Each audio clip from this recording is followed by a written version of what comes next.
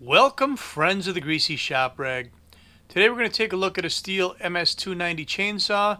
Customer complaint is that the saw is not oiling. Well, oh my goodness, that chain is tight on there, ain't it? Could be tight because it was adjusted really tight, or could be dry and locked on there, but I think he's got it adjusted way too tight. Combination of that and the saw not oiling right is really giving him grief. So let's look underneath the clutch cover and see what we got to see. Pretty normal underneath there. We'll back off the tensioner a little bit so we can get the bar and chain off.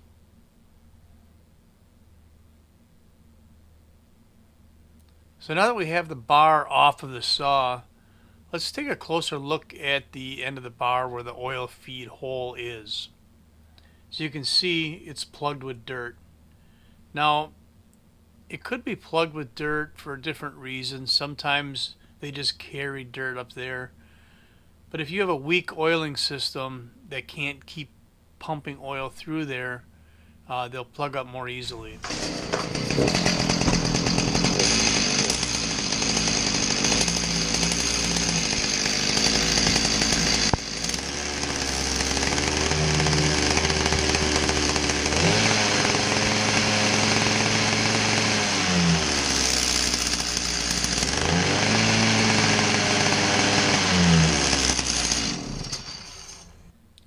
So you can see that oiling system was pretty weak. It was pumping a little bit of oil up to the hole there, but it's not right.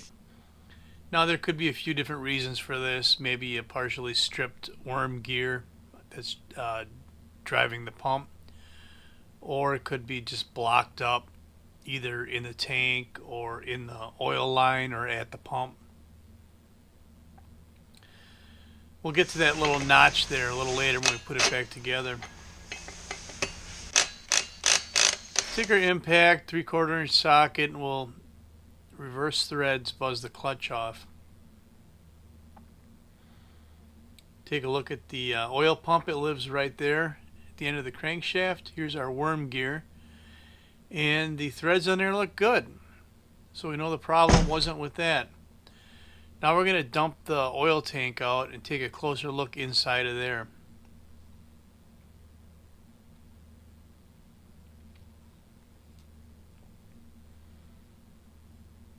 We'll get this fill cap out of the way. This is a messy job, man. Oh, come on now. That ain't even bullshit. That's horse shit.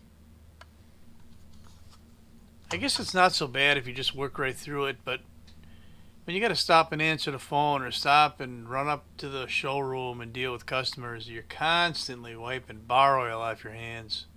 Wah, wah, wah, wah, wah. So anyway, sometimes I use gasoline, sometimes I use carb cleaner. If my funnel wasn't full of bar oil right now, and it had gasoline in it, I'd use that to flush the tank. But we want to get all the wood out of there, and this saw had a pretty good amount of it in there, and the wood was just blocking the intake of the screen where the oil pickup is. So we'll get that all flushed out, and actually I think I clipped a lot of this out, but I flushed it probably 6 or 7 times before I got everything out and I was satisfied. So that hose there that I just removed from the pump, that's the feed hose that runs from the tank to the pump. And I'm back blowing it with air right now.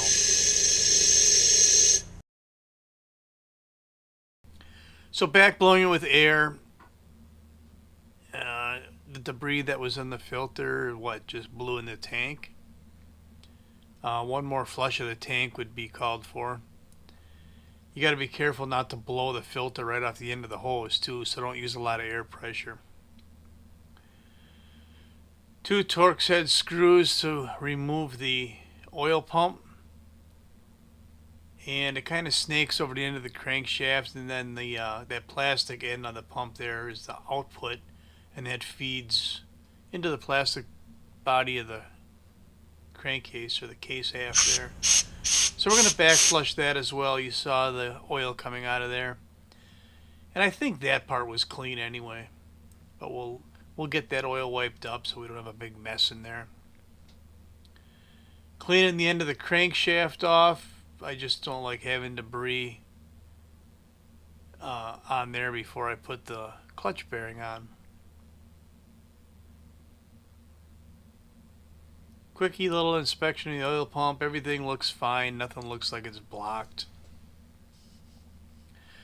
You got to snake this this pump over the end of the crankshaft, and then feed the plastic piece up in there where the discharge is, and then it'll just lay in place.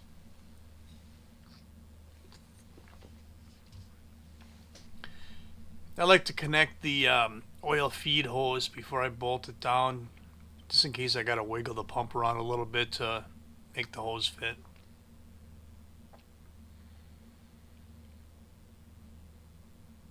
And we'll put our 2 screws back in and bolt the pump down.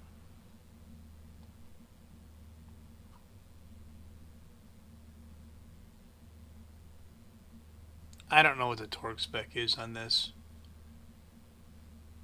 Pretty tight.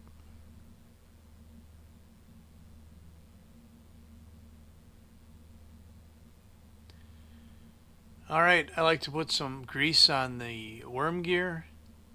That plastic gear is riding on the metal gear of the pump.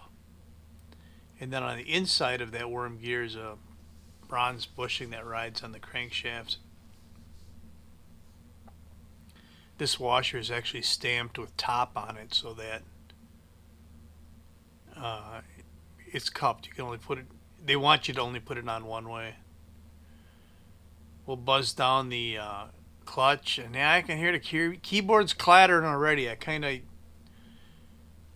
cranked that down against the starter recoil. I should have pulled the rope out and held that off before I hit it with the impact. But hey, I made a mistake. So we're cleaning off the clutch drum. It was pretty grungy. Then we're going to grease the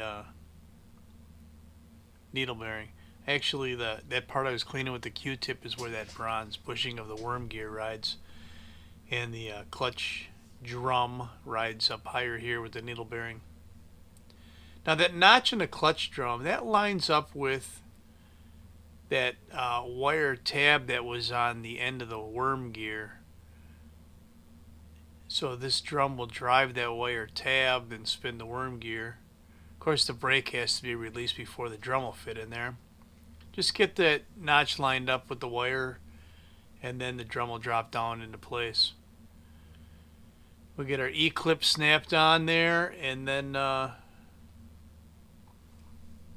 put some bar oil in it, and we're going to give it a test run and see if it oils.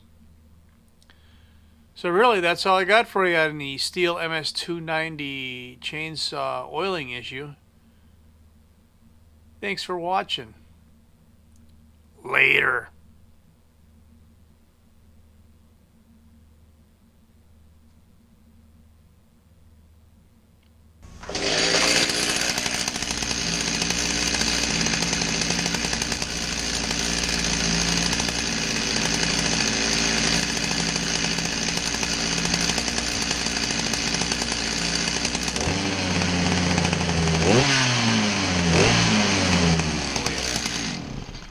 It's pumping nice now.